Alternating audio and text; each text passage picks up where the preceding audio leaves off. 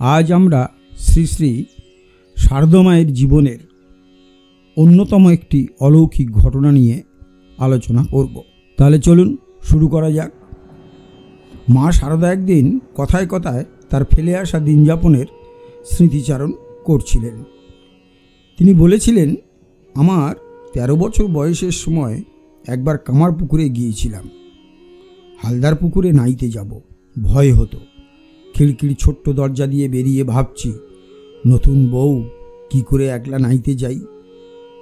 উমা, ভাবতে ভাবতে দেখি কি 8টি মেয়ে মানুষ এলো।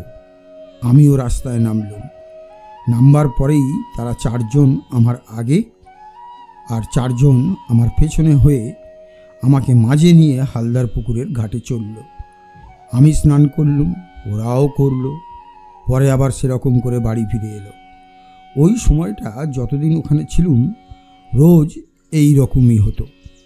অনেক দিন মনে করেছি মেয়েগুলি কারা, আমার স্নানের সময় রোজ আসে, কিন্তু কিছুই বুঝতে পারিনি।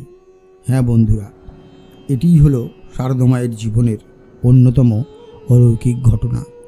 আশা করি ভিডিওটি ভালো লেগেছে। যদি ভালো লেগে থাকে তাহলে প্রতিদিনের মতো লাইক, শেয়ার, কমেন্টস করবেন।